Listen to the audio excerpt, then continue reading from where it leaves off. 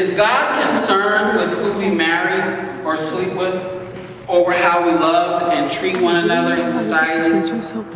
In the story of David and Jonathan, David said that I love thee more than my wife. Is this a story with homoerotic undertones? If so, why is it that the church rejects the possibility of David's bisexuality? Would you say the same for Ruth and Naomi?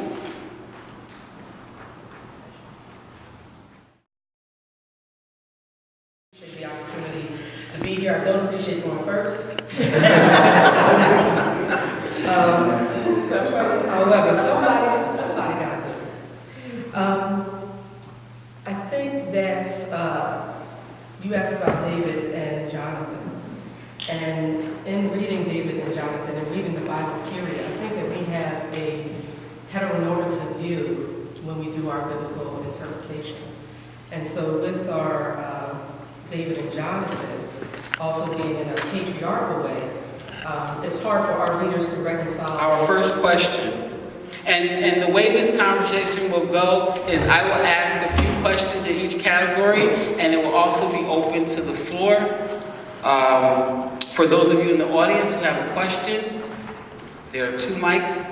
Make sure that when you're speaking at the mic that you come up close to the mic so that we all can hear you.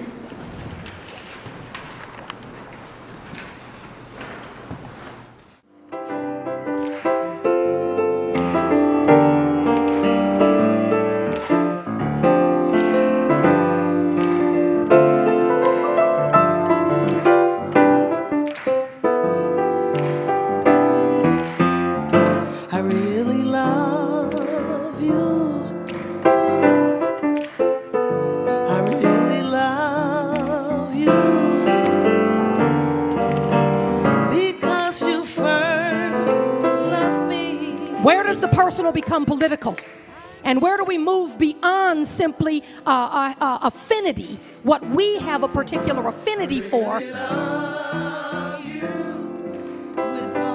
you have the courage to love?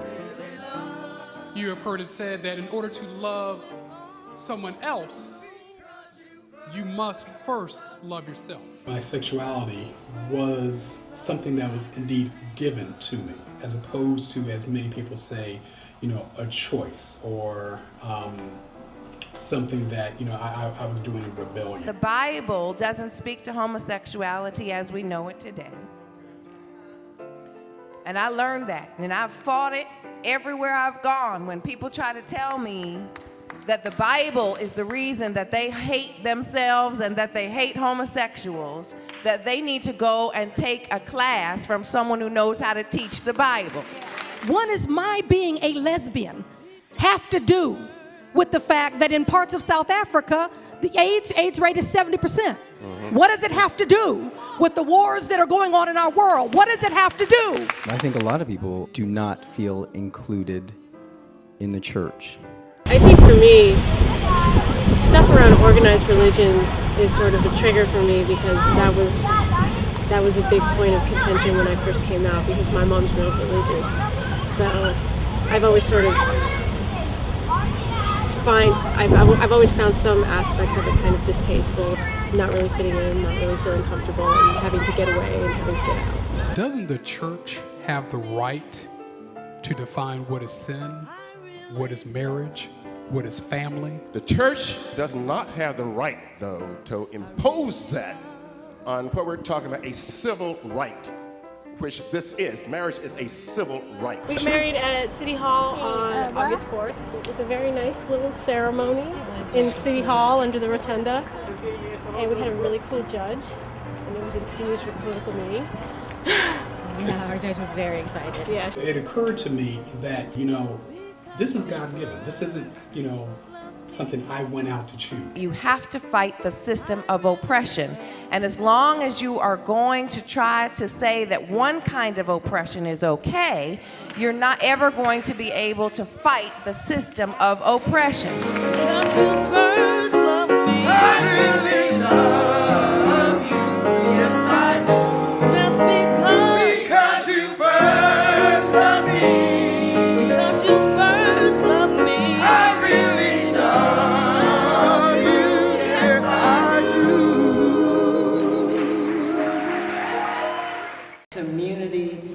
churches, facilities, places that hold people could have the ability to start to attract people back. So there are a lot of stigmatisms that come behind the word gay and sexuality. Relationship, and that relationship, I believe, is blessed by God. Did I have to have a piece of paper, or did I have to do that in church to make it holy?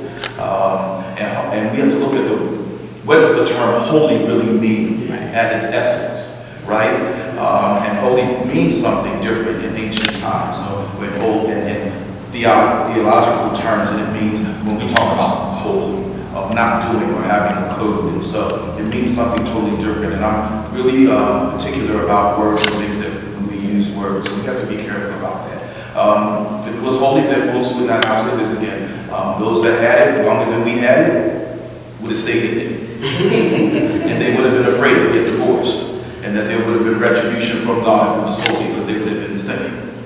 And so, as soon as there was the writ of divorcement and laws, and you weren't happy in it, you found a way to escape. So those are just my thoughts on whether it's holy. And some other people might have opinions on that.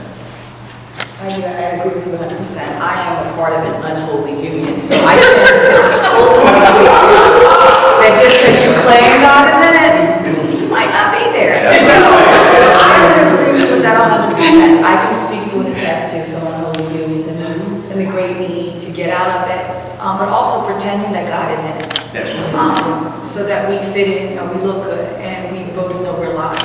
So, and even having a pastor marry us so that we fit the bill. We look like the complete package, but we're not. We're living a lie, for your benefit, of course, because you really care about our marriage, right? So, but no, men are unholy, and I'm one of them, so yeah. Well, I'm going to say spiritual for those who are connected to their spirituality, and maybe that makes it holy. Way out for a lot, you know, and for us in our youth, there has to be that, where are those who are saying, hey, I'm a role model this, you can be out and respected, you know. You don't have to do all the other stuff. And it's interesting, the young lady talked about, you know, in prostitution and so forth. I work with a shelter program for youth, LGBT youth, and a lot of them, and the one thing we did not talk about is how they got here. A lot of them came here from other states, and I said, you don't know how they got here. Oh, their family put them out this, and I said, yeah. They were selling their bodies to get to this point, you know, and we don't talk about that. Like you said, sexuality, especially in the church, because that's the religious component is a stronghold in the black community, whether you're gay or straight. It's a major stronghold. It has become the new master. There's something about institutions. When institutional hurt happens, it's like a wound that never heals. And I think the reason for that is because the institution is how the society functions. We function through institutional things. What the government says, what the church says. Those two entities kind of rule our lives. You know, and I know me personally, I could never be an atheist for the simple fact there's too much God around me and too many people saying that they speak on his or her behalf. You know, the institution from a godly institution. And many times we have been taught that the institution and the people were God. And that is not necessarily true. So that means when we get hurt in the institution, we equate it as we're mad at God. Instead of saying I'm mad at that particular group of people, and I'm going to find another group of people that will love me. So maybe if I don't like the Church of God in Christ, maybe I'm going to unite the Church of Christ. You know, and so because it's the same God. So we blend this thing of institution that the church heard me to say, well, if the church pastor didn't like me, then God doesn't like me. I think the idea of finding a perfect fit or good relationship takes time, and just you have to kiss a lot of frogs. Amen.